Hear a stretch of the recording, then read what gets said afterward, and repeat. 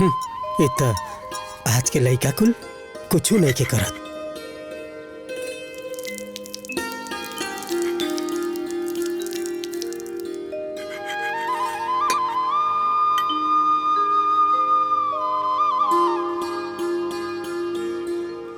समधिन जी आज तो एकदम चकचका के लगता नहीं है। अरे तनी हमरे साथे बाजारे चला, छोला समोसा खियाई।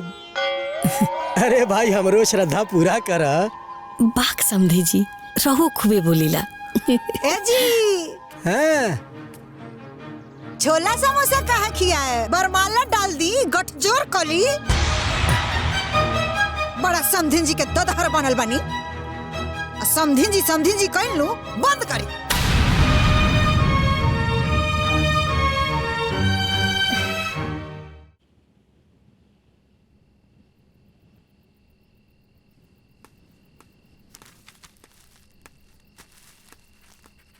ए मधु, भाभी के बुला।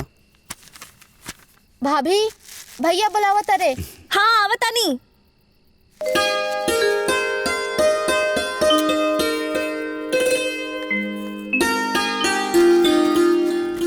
भैया ये जो का जी? माला एकरा में माँ जी के सेव दवाई और जूस बा दे दिया। ठीक बा। देख लू बड़को, जना से ना कोनो सुख ना सवारत, ओकरा के जूस पियावता कमीनवा। ओहे नु पढ़ौले बिया माँ जी। पढ़ौले नहीं खे, माई बेटी मिलकर ओकर मत्ती मार लेले बड़स।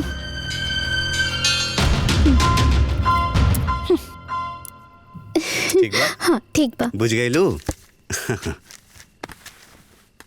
ए बाबू, हाँ माँ जी। घर में रामायण उमायण बा का? तनी पढ़ती त मन लागित। वो तो माई के पता हुई, माई से पूछ ली ना। अच्छा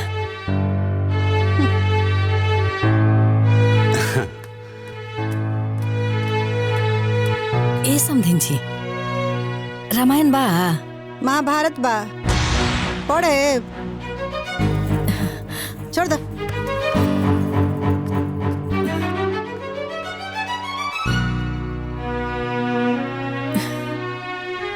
आखिर ये लोग हमरा साथे ऐसा काहे व्यवहार करता?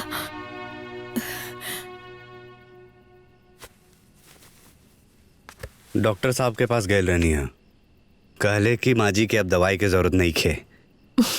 चली अच्छा भइल, अब त माँ बिल्कुल ठीक हो गई बिया। ए बेटा। हाँ माँ। तोर सास हमरा से कुछ नाराज लागत आरी। ना माँ ऐसा कोनो बात नहीं खे। हाँ बेटा, 2-3 दिन से देखा तनी उनकर व्यवहार हमरा प्रति बढ़िया नहीं खे।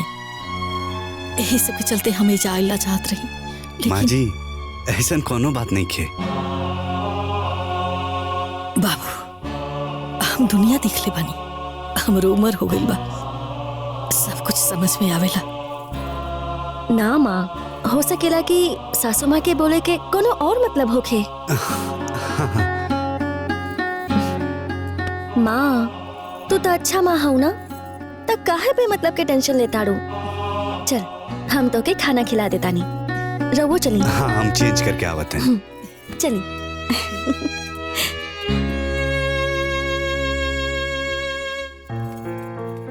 आई माँ बैठी, हम खाना लेके आवतानी। अरे भगवान,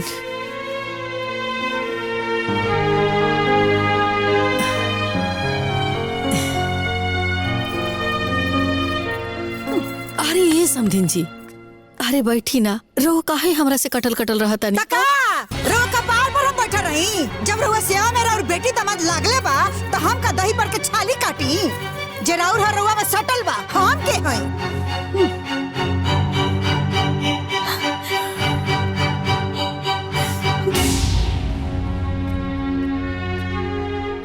हमार माई से ऐसे काहे बोला तानी माँ जी? तो कैसे बोली माँ जी से तारा? तहार माई है तो तू खुर पूजा। ए माई का हो गई? ऐसन काहे कहा ताड़ू? हम पगला गइल बानी ए बेटा। काहे कि जोन बात हमरा बुझाता नु तो होनी का नइखे बुझात। मतलब ई दूसरा के बोझा हमरा कपारे पे कब ले रही।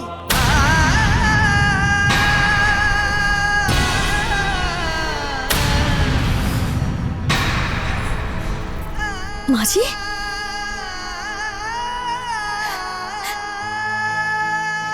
माँ जी, हमार माँ रउआ के बोझ लागे लागल। खाली बोझे ना कपर बत थी। जब देखा तनी नु तो हमार कपार फाटा लागता इनका के। ई का कहताड़ी माई? जानते सुनत रे मेहरारू के गुलाम सास के नौकर। माँ जी,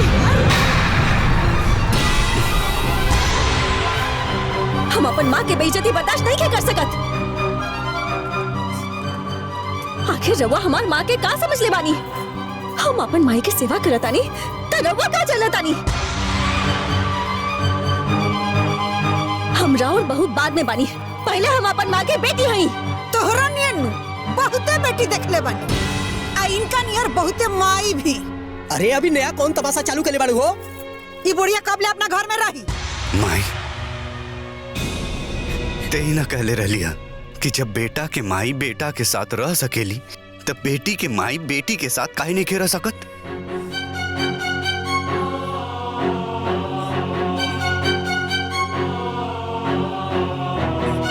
तो खाली हमरे कपारे पर ही काहे रही है? जना का 2 बीघा लिखले बानी नु ऊ काहे न खिनका के रखत। माल खाई के हुआ और हम काहे पॉकेट में इनकर मलामत उठाई।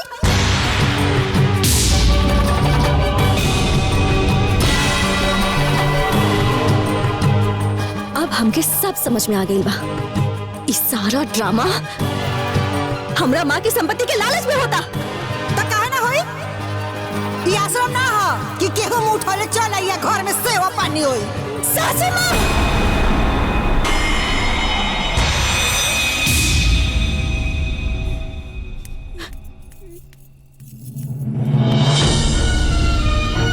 हमार बात कान खोल के सुन ली। हमार माँ कोनो आश्रम में ना, अपन बिटिया और दामाद के घर में बिया। हमार माँ बेसहारा ना, होकर बिटिया और दामाद भी बा। हम रउआ लोग के जीवन भर गुलामी करी तक कोनो बात ना। हम अपन माँ के सेवा करतानी तक का तकलीफ बा? हम अपन माँ के बेटी हई, तो हमार माँ हमरा साथे काहे ना रही?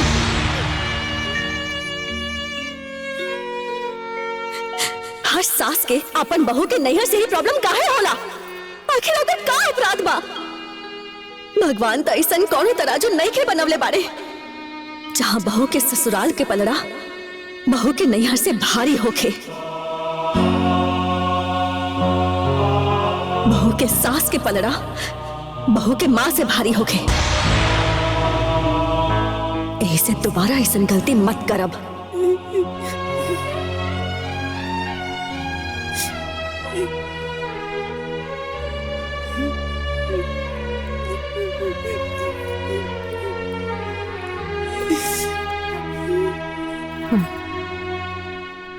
हमार माँ अपनी बेटी के साथ ही रही। ई संभव नहीं के हमरा घर में। बा माँ, अब हमार सास अपन बिटिया दामाद के साथ ही रही।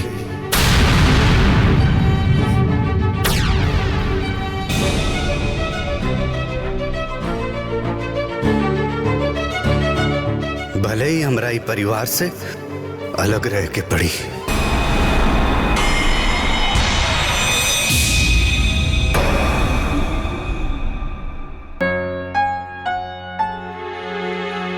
चली माँ जी, आई आराम से। उठी माँ, आई।